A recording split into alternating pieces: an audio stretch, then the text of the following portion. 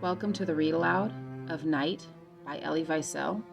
I will be your host, Jennifer Orpatelli-Gurney, and we'll be reading from the 2006 translation. This book starts on page 3. They called him Moishe the beetle, as if his entire life he had never had a surname. He was the jack of all trades in a Hasidic house of prayer, a shtibel. The Jews of Siget, the little town in Transylvania where I spent my childhood, were fond of him. He was poor and lived in utter penury. As a result, our townspeople, while they did help the needy, did not particularly like them. Moishe the beetle was the exception. He stayed out of people's way. His presence bothered no one. He had mastered the art of rendering himself insignificant, invisible. Physically, he was as awkward as a clown. His waif-like shyness made people smile. As for me, I liked his wide, dreamy eyes gazing off into the distance. He spoke little. He sang, or rather he chanted, and the few snatches I caught here and there spoke of divine suffering, of the Shekinah in exile, where according to Kabbalah it awaits its redemption linked to that of man. I met him in 1941. I was almost 13 and deeply observant. By day I studied Talmud, and by night I would run to the synagogue to weep over the destruction of the temple. One day I asked my father to find me a master who could give me a guidance in my studies of Kabbalah. You're too young for that. Maimonides tells us that one must be 30 before venturing into the world of mysticism, a world fraught with peril. First, you must study the basic subjects, those you are able to comprehend. My father was a cultured man, rather unsentimental. He rarely displayed his feelings, not even within his family, and was more involved with the welfare of others than with that of his own kin. The Jewish community of Siget held him in highest esteem. His advice on public and even private matters was frequently sought. There were 4 of us children. Hilda, the eldest, then Bia. I was the third and the only son. Zipporah was the youngest. My parents ran a store. Hilda and Bia helped with the work. As for me, my place was in the house of study, or so they said. There are no Kabbalists in Siget, my father would often tell me. He wanted to drive the idea of studying Kabbalah from my mind. In vain. I succeeded on my own in finding a master for myself in the person of Moishe the beetle. He had watched me one day as I prayed at dusk. "Why do you cry when you pray?" he asked, as though he knew me well. "I don't know," I answered, troubled. I had never asked myself that question. I cried because something inside me felt the need to cry. That was all I knew. "Why do you pray?" he asked after a moment. Why did I pray? Strange question. Why did I live? Why did I breathe? I don't know, I told him, even more troubled and ill at ease. I don't know. From that day on, I saw him often. He explained to me with great emphasis that every question possessed a power that was lost in the answer. Man comes closer to God through the questions he asks him, he liked to say. Therein lies true dialogue. Man asks and God replies. But we don't understand his replies. We cannot understand them, because they dwell in the depths of our souls and remain there until we die. The real answers, Eliezer, you will find only within yourself. And why do you pray, Moishe? I asked him. I pray to the God within me for the strength to ask him the real questions. We spoke that way almost every evening, remaining in the synagogue long after all the faithful had gone, sitting in the semi-darkness where only a few half-burnt candles provided a flickering light. One evening I told him how unhappy I was not to be able to find in Siget a master to teach me the Zohar, the Kabbalistic works, the secrets of Jewish mysticism. He smiled indulgently. After a long silence, he said, "There are 1,001 gates allowing entry into the orchard of mystical truth. Every human being has his own gate. He must not err and wish to enter the orchard through a gate that is not his own. That would present a danger not only for the one entering, but also for those who are already inside." And Moishe the beetle, the poorest of the poor of Siget, spoke to me for hours on end about the Kabbalah's revelations and its mysteries. Thus began my initiation. Together we would read, over and over again, the same page of the Zohar, not to learn it by heart, but to discover within the very essence of divinity.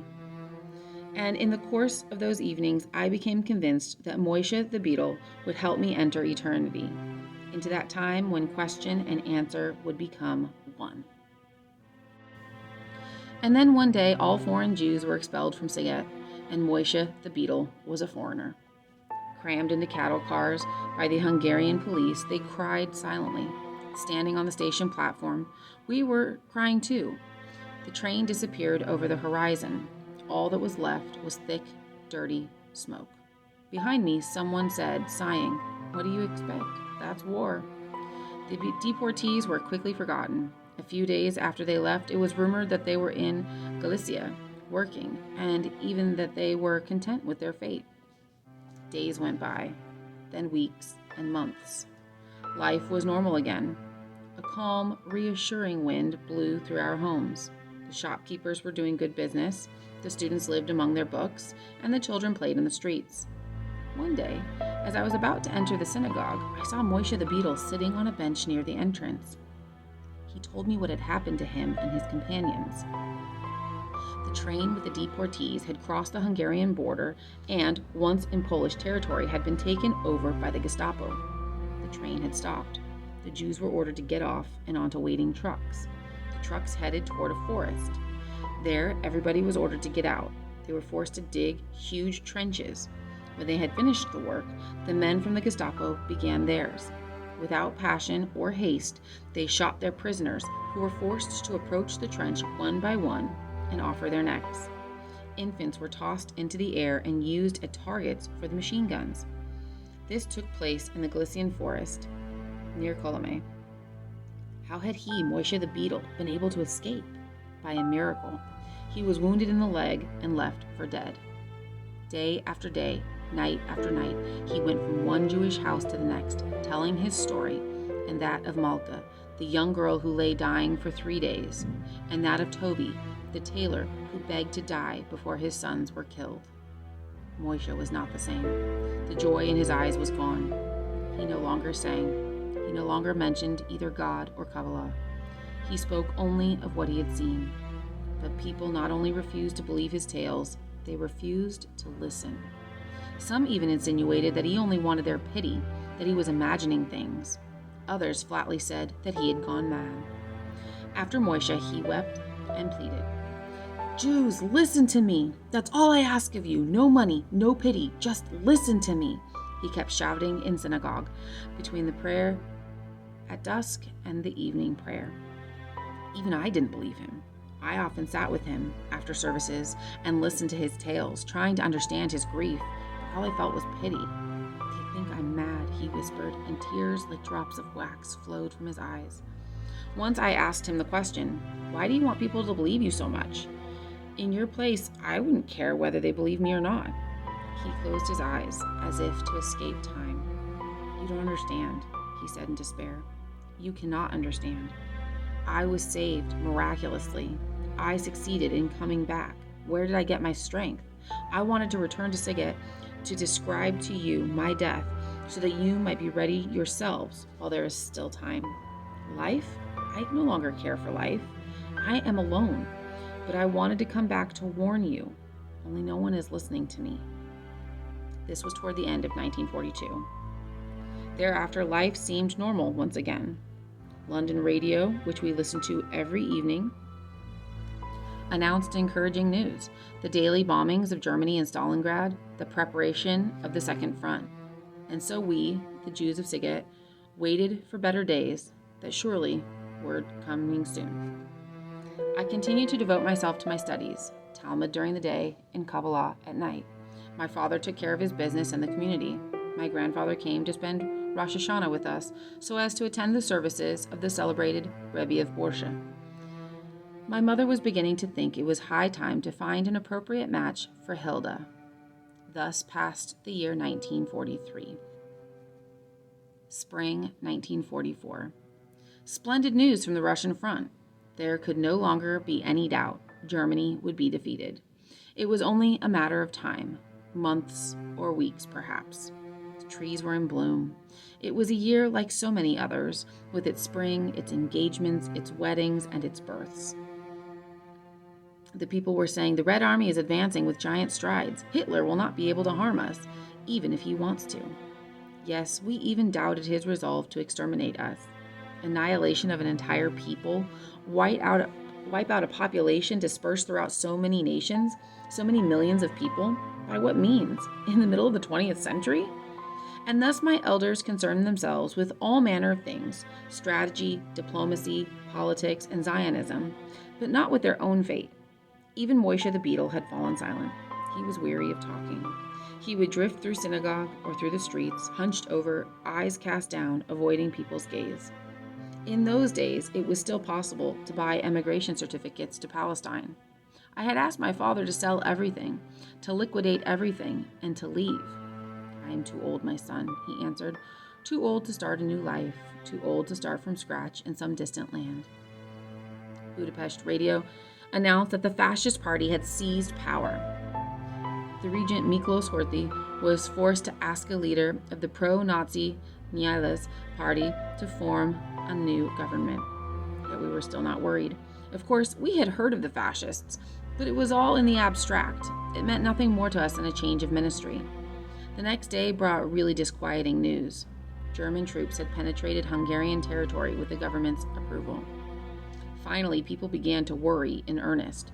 One of my friends, Moishe Chaim Berkovitz, returned from the capital for Passover and told us the Jews of Budapest live in an atmosphere of fear and terror. Anti-Semitic acts take place every day in the streets and on the trains.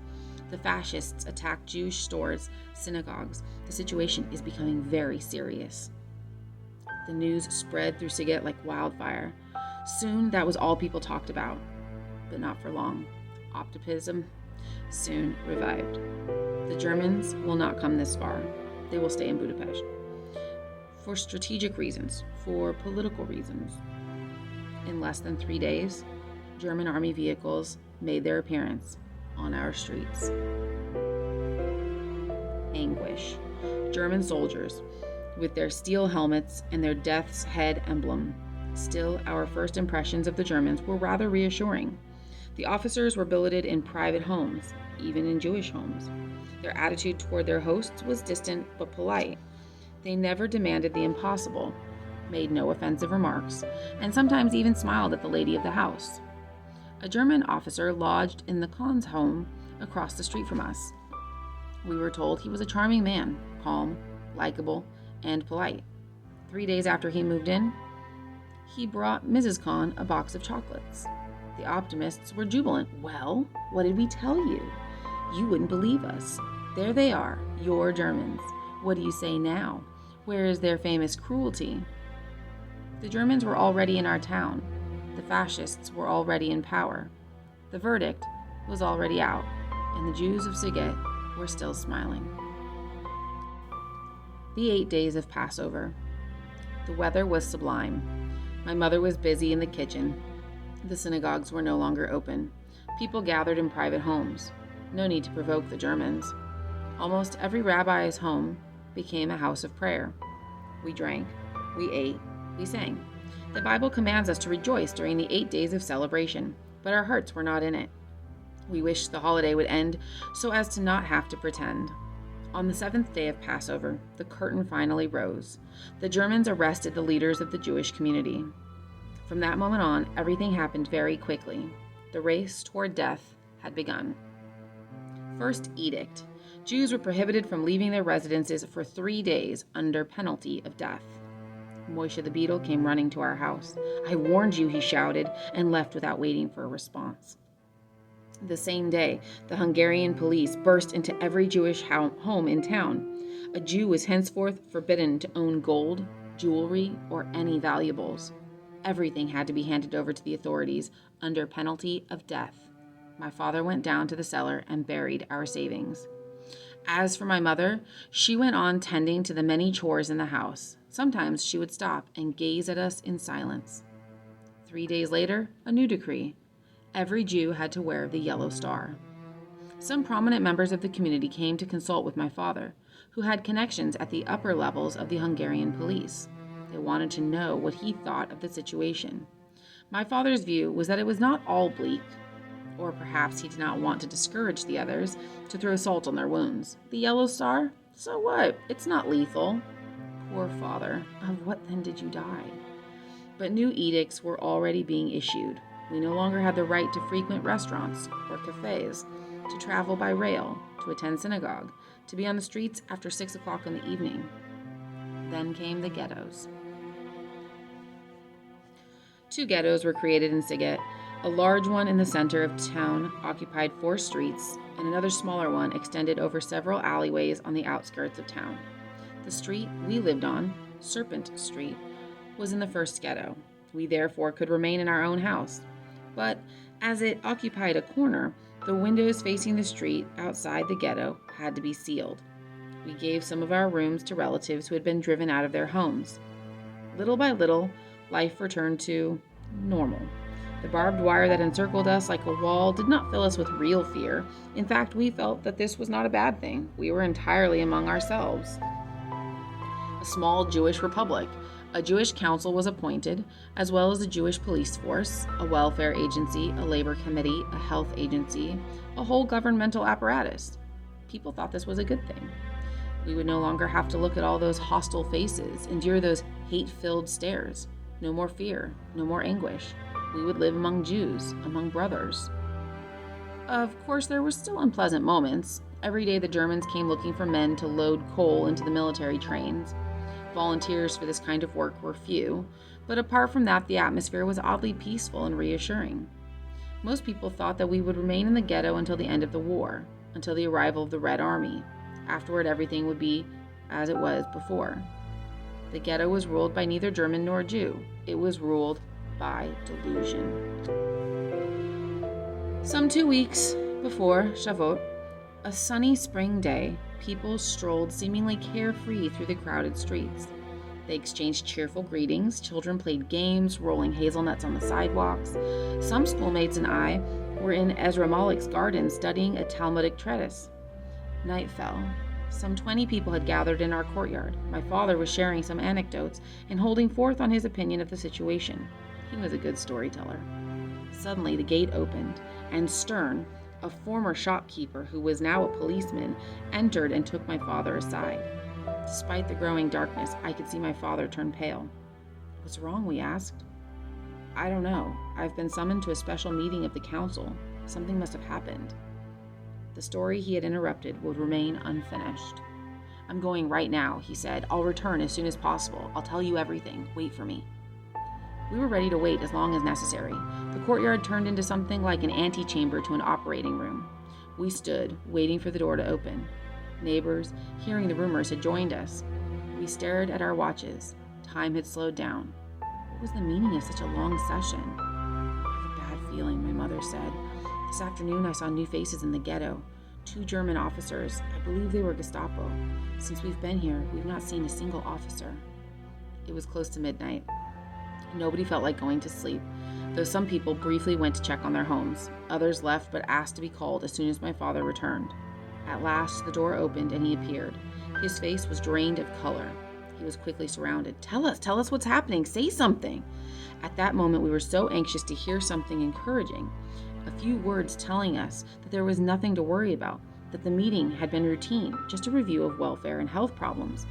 But one glance at my father's face left no doubt. "The news is terrible," he said at last. And then one word: transports. The ghetto was to be liquidated entirely. Departures were to take place street by street, starting the next day. We wanted to know everything, every detail. We were stunned, yet we wanted to fully absorb the bitter news. Where will they take us? That was a secret for all except one, the president of the Jewish Council. But he would not tell, or could not tell. The Gestapo had threatened to shoot him if he talked. "There are rumors," my father said, his voice breaking, "that we are being taken somewhere in Hungary to work in the brick factories. It seems that here we are too close to the front." After a moment's silence, he added, "Each of us will be allowed to bring his personal belongings, a backpack, some food, a few items of clothing, but nothing else. Again, heavy silence. "Go and wake the neighbors," said my father. "They must get ready." The shadows around me roused themselves as if from a deep sleep and left silently in every direction. For a moment we remained alone. Suddenly, Batya Reich, a relative who lived with us, entered the room. "Someone is knocking at the sealed window, the one that faces outside." It was only after the war that I found out who had knocked that night. It was an inspector of the Hungarian police, a friend of my father's. Before we entered the ghetto, he had told us, "Don't worry, I'll warn you if there is danger." Had he been able to speak to us that night, we might still have been able to flee. But by the time we succeeded in opening the window, it was too late, and there was nobody outside. The ghetto was awake. One after the other, the lights were going on behind the windows. I went into the house of one of my father's friends. I woke the head of the household, a man with a gray beard and the gaze of a dreamer. His back was hunched over from untold nights spent studying. "Get up, sir, get up. You must ready yourself for the journey. Tomorrow you will be expelled. You and your family, you and all the other Jews. Where to? Please don't ask me, sir. Don't ask questions. God alone can answer you. For heaven's sake, get up." He had no idea what I was talking about. He probably thought I had lost my mind. "What are you saying? Get ready for what journey? What are you talking about? Why? What's happening? Have you gone mad?" Half asleep, he was staring at me, his eyes filled with terror, as though he expected me to burst out laughing and tell him to go back to bed, to sleep, to dream, that something had happened. It was all in jest. That nothing had happened. It was all in jest. My throat was dry, and the words were choking me, paralyzing my lips. There was nothing else to say. At last he understood. He got out of bed and began to dress, automatically. Then he went over to the bed where his wife lay sleeping, and with infinite tenderness touched her forehead. She opened her eyes, and it seemed to me that a little smile crossed her lips. Then he went to wake his two children. They woke with a start, torn from their dreams. I fled. Time went quickly. It was already 4 o'clock in the morning. My father was running right and left, exhausted, consoling friends, checking with the Jewish council just in case the order had been rescinded. To the last moment, people clung to hope. The women were boiling eggs, roasting meat, preparing cakes, sewing backpacks. The children were wandering about aimlessly, not knowing what to do with themselves to stay out of the way of the grown-ups. Our backyard looked like a marketplace. Valuable objects, precious rugs, silver candlesticks, Bibles, and other ritual objects were strewn over the dusty ground, pitiful relics that seemed never to have had a home. All this under a magnificent blue sky.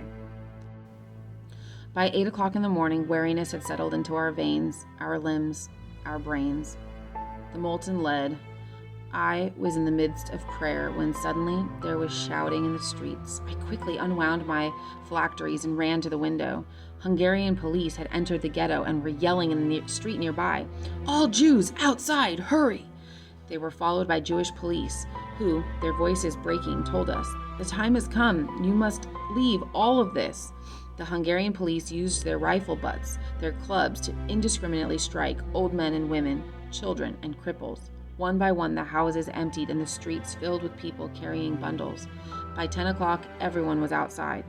The police were taking roll calls, once, twice, 20 times. The heat was oppressive. Sweat streamed from people's faces and bodies. Children were crying for water. Water! There was water close by, inside the houses, the backyards, but it was forbidden to break rank. "Water, mother, I'm thirsty." Some of the Jewish police surreptitiously went to fill a few jugs. My sisters and I were still allowed to move about, as we were destined for the last convoy, and so we helped as best we could. At last, at 1 o'clock in the afternoon, came the signal to leave. There was joy. Yes, joy. People must have thought there could be no greater torment in God's hell than that of being stranded here on the sidewalk among the bundles in the middle of the street under a blazing sun. Anything seemed preferable to that. They began to walk without another glance at the abandoned streets, the dead, empty houses, the gardens, the tombstones. On everyone's back there was a sack, in everyone's eyes, tears and distress. Slowly, heavily, the procession advanced toward the gate of the ghetto, and there I was on the sidewalk, watching them file past, unable to move. Here came the chief rabbi, hunched over, his face strange looking without a beard, a bundle on his back. His very presence in the procession was enough to make the scene seem surreal. It was like a page torn from a book, a historical novel, perhaps, dealing with the captivity in Babylon or the Spanish Inquisition. They passed by me, one after the other, my teachers, my friends, the others, some of whom I had once feared, some of whom I had found ridiculous, all those whose lives I had shared for years. There they went, defeated, their bundles, their lives in tow, having left behind their homes and their childhood. They passed me by, like beaten dogs, with never a glance in my direction. They must have envied me. The procession disappeared around the corner. A few steps more, and they were beyond the ghetto walls. The street resembled fairgrounds, deserted in haste. There was a little of everything: suitcases, briefcases, bags, knives, dishes, banknotes, papers, faded portraits, all the things one planned to take along and then finally left behind. They had ceased to matter. Open rooms everywhere, gaping doors and windows looked out into the void. It all belonged to everyone, since it no longer belonged to anyone. It was there for the taking, an open tomb, a summer sun. We had spent the day without food. We were not really hungry. We were exhausted. My father had accompanied the deportees as far as the ghetto's gate. They first had been herded through the main synagogue, where they were thoroughly searched to make sure they were not carrying away gold, silver, or any other valuables. There had been incidents of hysteria and harsh blows. When will be our turn? I asked my father. The day after tomorrow, unless things work out. A miracle, perhaps. Where were the people being taken? Did anyone know yet? No. The secret was well kept. Night had fallen. That evening we went to bed early. My father said, "Sleep peacefully, children. Nothing will happen until the day after tomorrow, Tuesday." Monday went by like a small summer cloud, like a dream in the first hours of dawn. Intent on preparing our backpacks, on baking breads and cakes, we no longer thought about anything. The verdict had been delivered. That evening our mother made us go to bed early. To conserve our strength, she said. It was to be the last night spent in our house. I was up at dawn. I wanted to have time to pray before leaving. My father had ridden before all of us to seek information in town. He returned about 8 o'clock. Good news, we were not leaving town today. We were only moving to the small ghetto. That is where we were to wait for the last transport. We would be the last to leave. At 9 o'clock, the previous Sunday's scenes were repeated. Policemen wielding clubs were shouting, "All Jews, outside!" We were ready. I went out first. I did not want to look at my parents' faces. I did not want to break into tears. We remained sitting in the middle of the street, like the others 2 days earlier. The same hellish sun, the same thirst. Only there was no one left to bring us water. I looked at my house in which I had spent years seeking my God, fasting to hasten the coming of the Messiah, imagining what my life would be like later. Yet I felt little sadness. My mind was empty. "Get up! Roll call!" We stood. We were counted. We sat down. We got up again. Over and over, we waited impatiently to be taken away. What were they waiting for? Finally, the order came. "Forward, march!" My father was crying. It was the first time I saw him cry. I had never thought it possible. As for my mother, she was walking, her face a mask without a word, deep in thought. I looked at my little sister, Zipporah, her blonde hair neatly combed, her red coat over her arm, a little girl of 7. On her back, a bag too heavy for her. She was clenching her teeth. She already knew it was useless to complain. Here and there, the police were lashing out with their clubs. "Faster!" I had no strength left. The journey had just begun, and I already felt so weak. "Faster, faster! Move, you lazy good-for-nothings!" The Hungarian police were screaming. That was when I began to hate them, and my hatred remains our only link today. They were our first oppressors. They were the first faces of hell and death. They ordered us to run. We began to run. Who would have thought that we were so strong? From behind their windows, from behind their shutters, our fellow citizens watched as we passed. We finally arrived at our destination. Throwing down our bundles, we dropped to the ground. "Oh God, Master of the universe, in your infinite compassion, have mercy on us." The small ghetto. Only 3 days ago, people were living here, people who owned the things we were now using. They had been expelled. and we had already forgotten all about them. The chaos was even greater here than in the large ghetto. Its inhabitants evidently had been caught by surprise. I visited the rooms that had been occupied by my Uncle Mendel's family. On the table, a half-finished bowl of soup, a platter of dough waiting to be baked. Everything on the floor there were books. Had my uncle meant to take them along? We settled in. What a word! I went looking for wood. My sisters lit a fire. Despite her fatigue, my mother began to prepare a meal. We cannot give up. We cannot give up, she kept repeating. People's morale was not so bad. We were beginning to get used to the situation. There were those who even voiced optimism. The Germans were running out of time to expel us, they argued. Tragically, for those who had already been deported, it would be too late for us. It would be too late. As for us, chances were that we would be allowed to go on with our miserable little lives until the end of the war. The ghetto was not guarded. One could enter and leave as one pleased. Maria, our former maid, came to see us. Sobbing, she begged us to come with her to her village where she had prepared a safe shelter. My father wouldn't hear of it. He told me and my big sisters, "If you wish, go there. I shall stay here with your mother and the little one." Naturally, we refused to be separated. Night. No one was praying for the night to pass quickly. The stars were but sparks of the immense conflagration that was consuming us.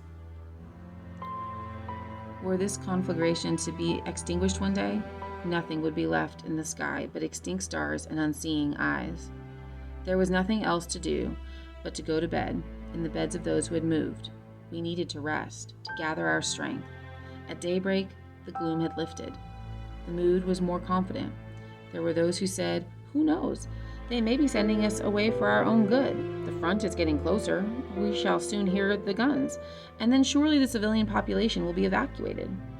They worry lest we join the partisans. As far as I'm concerned, this whole business of deportation is nothing but a big farce. Don't laugh. They just want to steal our valuables and jewelry. They know that it has all been buried and that they will have to dig to find it. So much easier to do when the owners are on vacation. Vacation! This kind of talk that nobody believed helped pass the time. The few days we spent here went by pleasantly enough, in relative calm.